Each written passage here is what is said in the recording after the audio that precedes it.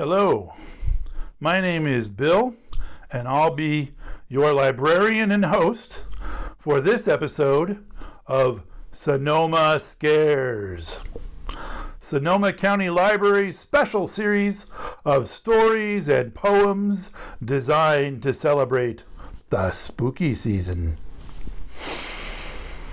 All of the stories that are read in our series and poems that are read in our series are available in the public domain and are available on websites such as Project Gutenberg or available at your local library. I got my copy of the collected stories of Ambrose Bierce at the Sonoma County Library, and I used my library card. The story I am going to read you today is called An Arrest by Ambrose Bierce.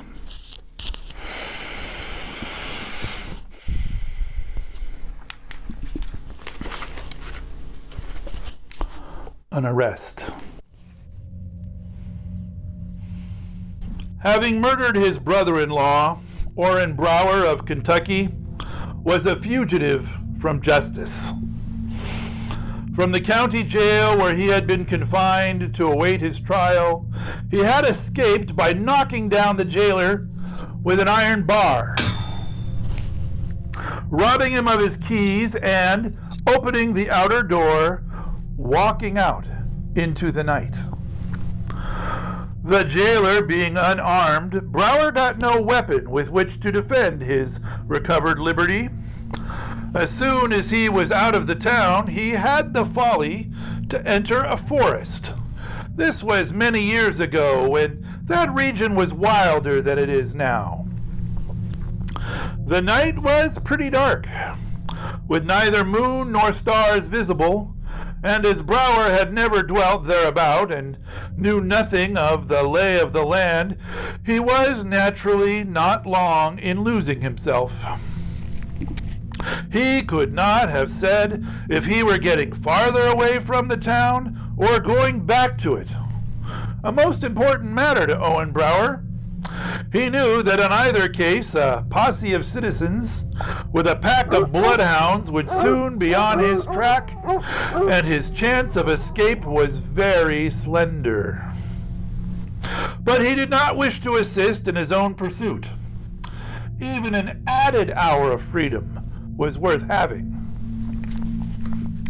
Suddenly, he emerged from the forest into an old road,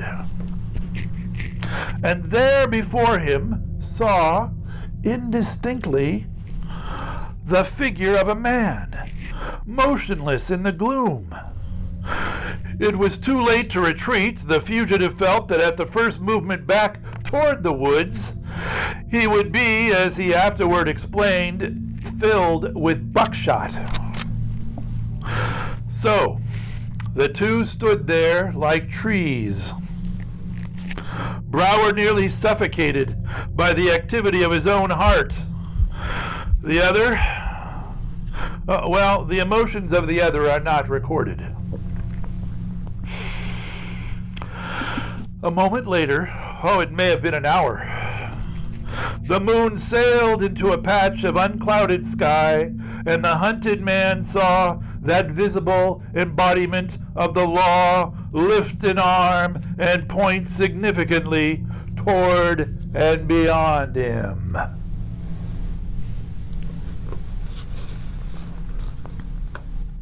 He understood.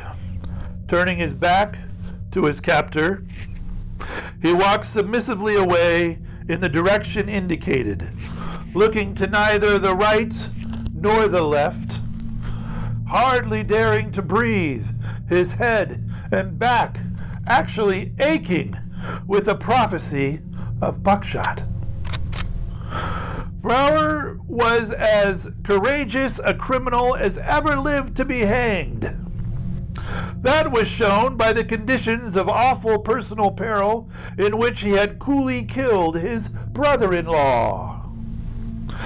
It is needless to relate them here. They came out at his trial in the revelation of his calmness to confronting them came near to saving his neck. But what would you have? When a brave man is beaten, he submits. So they pursued their journey jailward, along the old road through the woods. Only once did Brower venture a turn of the head, just once, when he was in deep shadow, and he knew that the other was in moonlight. He looked backwards.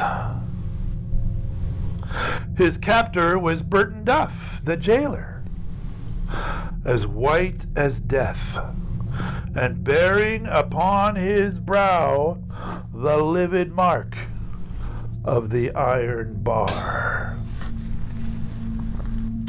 Orrin Brower had no further curiosity. Eventually they entered the town, which was all alight but deserted.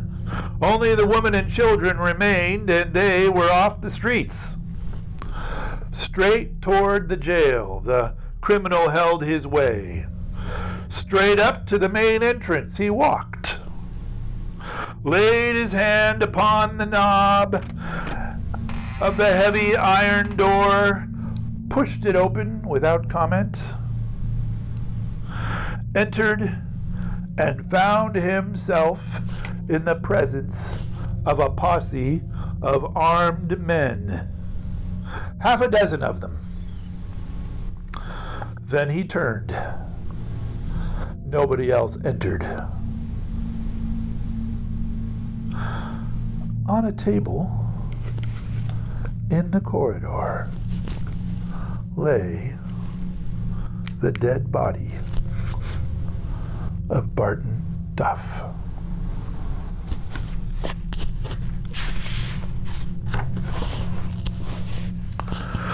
And that is An Arrest by Ambrose Bierce.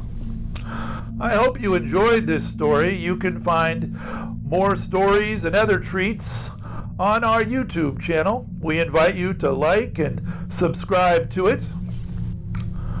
Until next time, I'm your host, Bill Coolidge, and I wish you a spooktacular day.